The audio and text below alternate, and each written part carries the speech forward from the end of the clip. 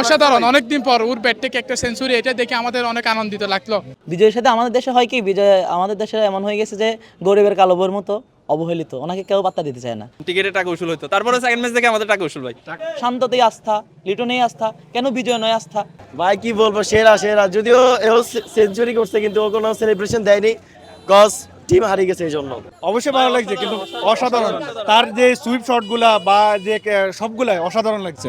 অবশ্যই সাকিব থাকলে সাকিব তামিম একটা দ্বন্দ্ব দেখতে পারতাম খেলাতে, খেলা হাই ভোল্টেজ থাকতো, খেলা মজা পেতাম, টিকেটের টাকা উসুল হতো, তারপরে সেকেন্ড ম্যাচ দেখে আমাদের টাকা উসুল ভাই।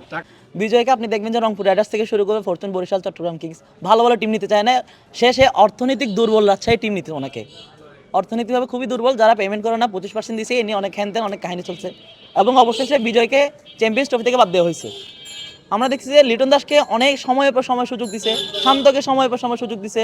শান্ততেই আস্থা, লিটনেই আস্থা, কেন বিজয় নয় আস্থা? আমরা 2013 সালে বিজয়কে দেখলাম আন্ডার-19 মনে হয় উনি বাবর আজম, রিজওয়ানদের কাতারে ছিল। আজকে বিজয় কোথায়? আজকে আবার বিজয় তামিম ইকবালের কাতারেও নেই, আজকে বিজয় লিটনের কাতারেও নেই। বিজয়ের সাথে এমন কেন হচ্ছে?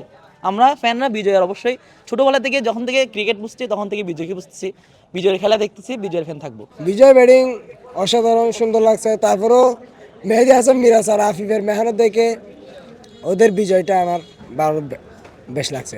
বিজয় অসাধারণ ভালো লাগছে। উদযাপনটা দেখতে পারলাম না, সাকিব হারিয়ে গেছে তাই আমি উদযাপনটা দেখার জন্য ভিডিও করছিলাম, পারিনি। বিজয় ব্যাটিং অনেক ভালো লাগছে। অবশ্যই ভালো লাগছে, কিন্তু অসাধারণ। তার যে সুইপ শটগুলা বা যে সবগুলাই অসাধারণ লাগছে। কিন্তু ম্যাচটা যদি জিতে উঠাতে পারতো তাহলে আরো ভালো লাগতো। বিজয় ভাই অসাধারণ, বিজয় আসলেই অসাধারণ খেলছে, তবে ফিনিশিং দিতে পারলে ভালো হতো। একজন সিনিয়র ব্যাটসম্যান হিসেবে ফিনিশিং দেওয়া উচিত ছিল, বাট ব্যাড লাক, কিছু করার নাই, দিন খারাপ যাইতে পারে। অবশ্যই সাকিব থাকলে সাকিব তামিম একটা দ্বন্দ্ব দেখতে পারতাম খেলাতে, খেলা হাই ভোল্টেজ থাকতো, খেলা মজা পেতাম, টিকেটের টাকা উসুল হতো, তারপরে সেকেন্ড ম্যাচ দেখে আমাদের টাকা উসুল ভাই। সেকেন্ড ম্যাচে সাপোর্টার ছিলাম, খুলনা দুটাই জিতছে, আলহামদুলিল্লাহ অনেক খুশি লাগতেছে, দেখে ভালো লাগলো।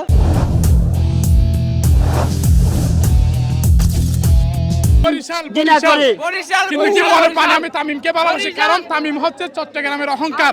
এরকম ভদ্র খেলোয়াড়, তামিমের মতো ভদ্র খেলোয়াড় আমার মনে হয় বাংলাদেশে আর কোনো সময় উঠবে না। একটাই কথা বলবো, আমরা চট্টগ্রাম আছি, থাকবো ইনশাল্লাহ। শুধু তামিমের খেলা দেখার জন্য আর কিছু না। Big fan Tamim, I love you. আজকে হাসান মাহমুদ যে পারফরমেন্স করছে খুলনা টাইগারের জন্য, এটা খুলনা টাইগারের বড় পাওয়া।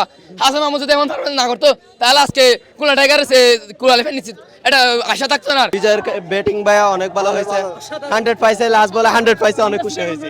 খুলনা আসলে আমি অনেকদিন মেহেদী হাসান মিরাজকে আমি পছন্দ করি ব্যক্তিগতভাবে, ওকে আমার অনেক ভালো লাগে, তাই আমি খুলনা পছন্দ। এই আজকে শেষ ম্যাচটা আমি খুলনা সাপোর্ট করছি।